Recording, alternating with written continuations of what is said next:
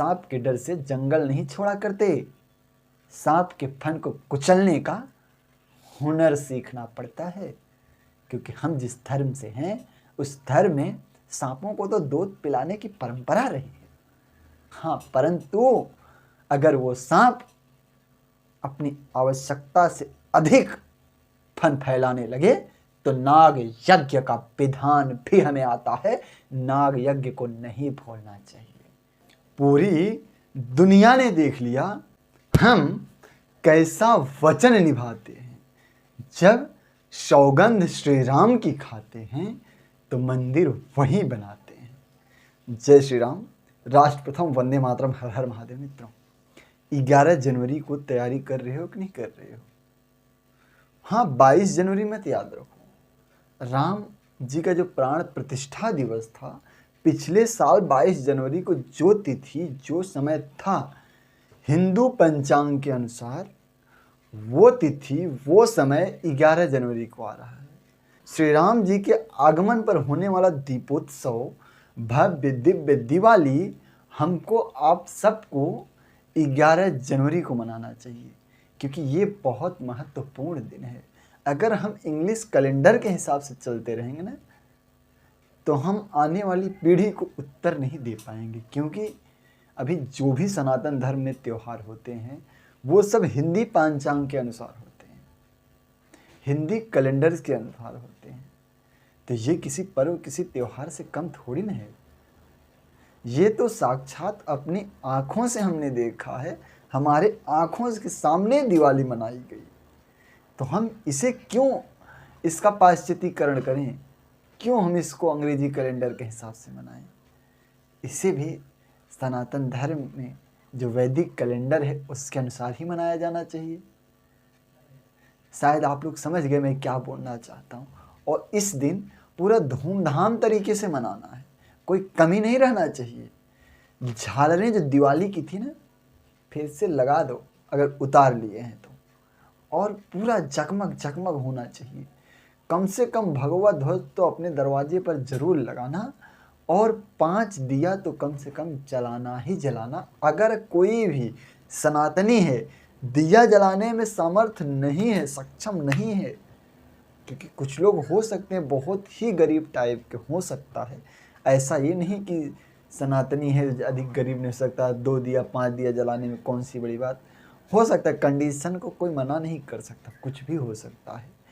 तो कम से कम ऐसे लोगों को आप 5 दिया भेंट करो जलाने के लिए। आप तो कर सकते हैं, आप तो सामर्थ्यशाली हैं। अगर कोई पिछड़ा है हमारे धर्म में, तो हमारा परिवार का सदस्य, अगर आपका परिवार भूखा रह जाता है तो क्या आप खाना खा लेते हैं, उसको खिलाते हैं ना? तो सनातनी जो है हमारा परिवार ही तो है। अगर वो भूखा है तो हमें आपको कैसे खाना खाना चाहिए उसके सामने? कम से कम उसका पेट ना भरे तो अपना जो खाना उसको आधा बांट तो सकते हैं, कुछ तो काम आ जाएगा। शायद आप लोग समझ रहे हैं मैं क्या बोलना चाहता हूँ।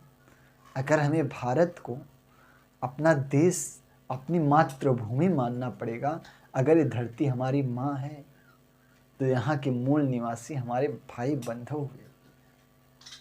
मैंने मूल निवासी की बात किया है, इस बात को विशेष ध्यान रखें, क्योंकि लोग कुछ अलग ही सोच लेते हैं, हम कुछ अलग कहते हैं।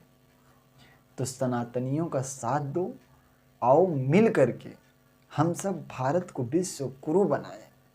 पिछले समय में भारत को गजवाए हिंद का सपना देख रहे थे कुछ लोग। अगर ऐसे हम और आप एक दूसरे का सहयोग देंगे ना, तो भारत तो छोड़ो, पाकिस्तान और बांग्लादेश भी भगवाए हिंद का अखंड हिस्सा होगा। आवश्यकता है सिर्फ हिंदुओं को जागने की। जिस दिन हिंदू जाग गया पूरा, उस दिन भारत को अखंड भारत और भगवाए हिंद बनने से कोई शक्ति नहीं रोक सकती। हाँ, कुछ लोग हैं जिनको लग रहा है कि ये असंभव हो, ये नहीं हो सकता, परंतु इस धरती पर कोई भी कार्य असंभव नहीं है। होने को तो कुछ भी हो सकता है, बस करने की इच्छा शक्ति होनी चाहिए, और वो आप सब में है। आप सब सामर्थ्यशाली हैं। आप अपनी शक्ति को याद करेंगे तो पता चलेगा आपके अंदर किसका रक्त है। सोचो, हजारों वर्षों तक देश पर अत्याचार होता रहा, परंतु हमारे पूर्वज उन अत्याचारों के सामने संघर्ष करते रहे, परंतु घुटने नहीं टेके। इसका ही परिणाम है कि आज हम और आप सनातनी हैं और बड़े गर्व से कहते हैं कि हम हिंदू हैं। हमारे पूर्वजों ने जो विरासत को बचा करके रखा है ना, उसको आने वाली पीढ़ी तक पहुंचाने का दायित्व तो हमारा और आपका है। याद रखें, यही पीढ़ी है जो धर्म युद्ध कर रही है। अगर अभी आप मौन रह गए तो आपके बच्चे किसी विशेष मजहब के हो सकते हैं। देख रहे हैं किस तरीके से लब जिहाद फैलाया जा रहा है।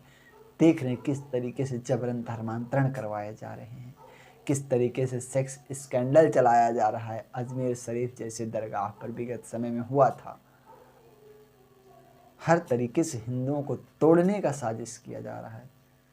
आप तय करें, क्या आप कटेंगे? बटेंगे तो कटना तो पड़ेगा ना।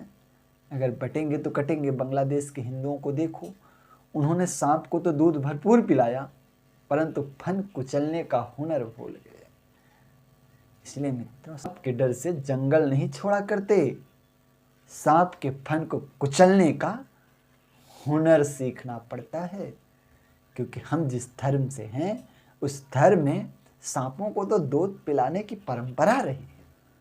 हाँ, परंतु अगर वो सांप अपनी आवश्यकता से अधिक फन फैलाने लगे तो नाग यज्ञ का विधान भी हमें आता है।